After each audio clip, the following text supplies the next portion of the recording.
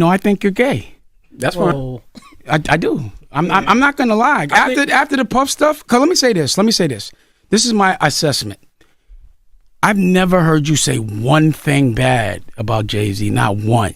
He's not in the room. You shouldn't talk about him. Don't tell me what to do. You said you shouldn't talk about men when you're not in the room. You're interrupting me. Now you're doing the girl stuff. I know him. I'm giving you an example, right? You used to know him. Can I talk? You're upset. Can I talk? I'm upset. Can I talk? I've never seen you say one word, because you talk bad about a lot of people, but you never said one time. And you walk around with his face on your chest. Is that a airplane shirt right now? Paper planes, yeah. And I'm going to be putting a TV show on my own television network, Revolt. That's power with no debt. And you're calling me broke because I have no debt. And you're telling me someone that gets $180 million loan is rich. You guys are dumb. There's levels to calling somebody out. And then there's what Dame Dash just did. And trust me, this one is going to have the entire culture talking. What started as a tense back and forth with Charlamagne quickly turned into a full-on verbal assault, with Dame throwing shots that went way beyond media criticism. He questioned Charlamagne's masculinity, called him broke, and even accused him of never speaking negatively about Jay-Z, because according to Dame Dash, either Charlamagne has a crush on Jay-Z or he's getting paid to stay quiet. Those are some heavy accusations, and they're coming from somebody who was once right next to Jay during the Rockefeller era. But this moment isn't just about insults. It's about power, perception, and the way influence moves in hip-hop media. Dame's frustration runs deeper than just words. He's suggesting that some voices in the culture are compromised, that loyalty to the truth is being traded for proximity to power. Now, whether you agree with him or not, it's a bold statement. And it forces us to question who's really keeping it real and who's just protecting relationships. And the craziest part, it doesn't stop there.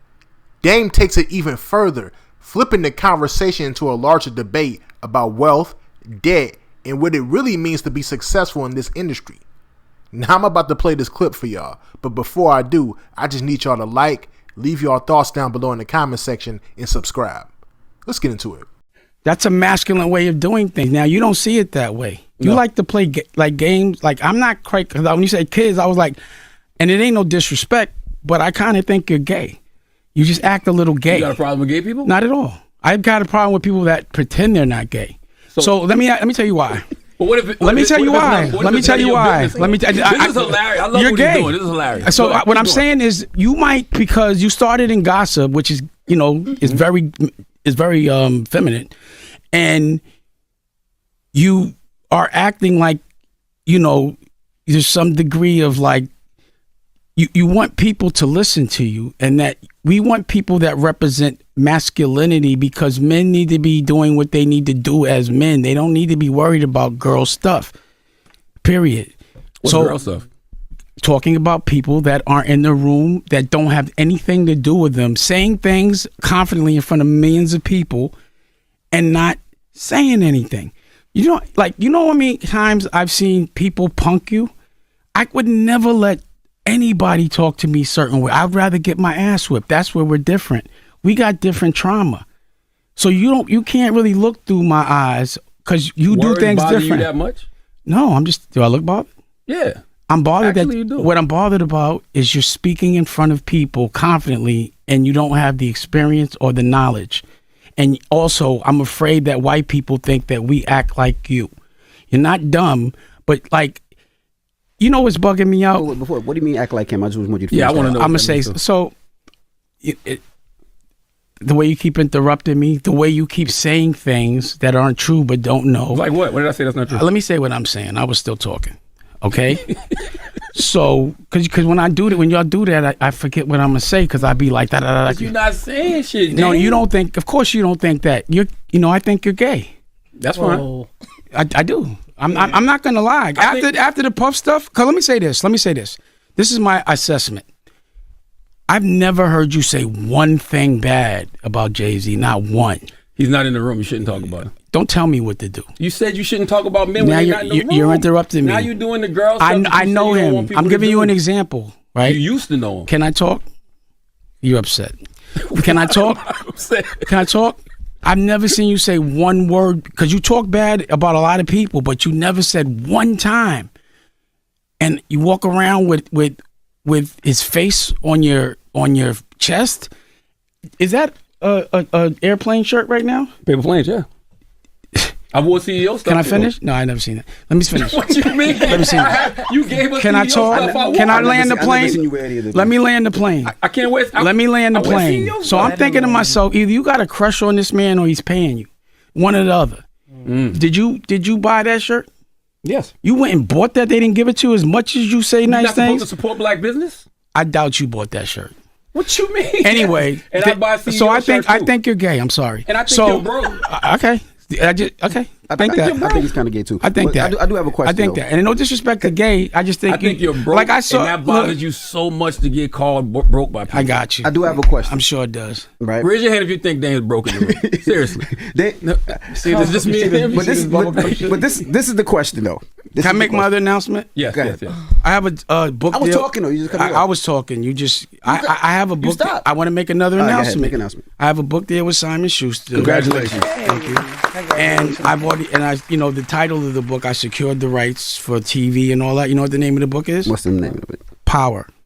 And I'm going to be putting a TV show on my own television network, Revolt. That's Power with no debt. And you're calling me broke because I have no debt. And you're telling me someone that gets $180 million loan is rich. You guys are dumb. Dame Dash said a lot in this interview, but let's keep it 100. Underneath all the insults and heated moments, there's a deeper message about how power and narratives work in this culture. And honestly, I get where Dame's frustration is coming from. For years, he's been painted as the loud, bitter, and emotional one, while Jay-Z seems to escape the same level of criticism. Anytime there's drama, Dame's name trends first. Anytime there's a negative headline, it's usually attached to him. And that's not by accident. That's how the media has always framed their story. But here's the thing Dame has to understand. Jay-Z rarely speaks. He doesn't do many interviews, and he doesn't respond to drama publicly. And when somebody stays that quiet and controlled, there's not much for people to pick apart. That silence is strategic. It's one of the reasons his image stays polished, while Dame Dash, who speaks his mind openly, ends up taking most of the fire. It's not that Charlamagne is being paid to protect Jay-Z, like Dame Dash suggested. It might just be that Jay-Z hasn't given him anything to criticize in the same way others have. And I also think there's another layer to this.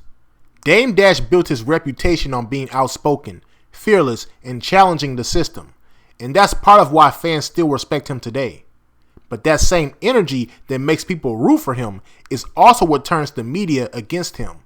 The truth is, both sides play the game differently. Jay-Z plays the long game in silence. Dame Dash plays the loud game in public. And in this industry, both strategies have power. They just come with different consequences. At the end of the day, there's a valid conversation here about how the media shapes perception and whether certain people get treated more gently because of their status and connections. But there's also a reality that staying out of the spotlight keeps you out of controversy. Dame's story proves that speaking your truth comes with a cost, and whether that cost is worth it depends on what you value more, influence or image. Now I want to hear from y'all. Do you think Dame Dash is right that the media protects Jay-Z because of his power and status? Or do you think Jay-Z just avoids criticism by staying silent and out of the drama? Let me know your thoughts down below in the comment section, and make sure you like and subscribe. Peace.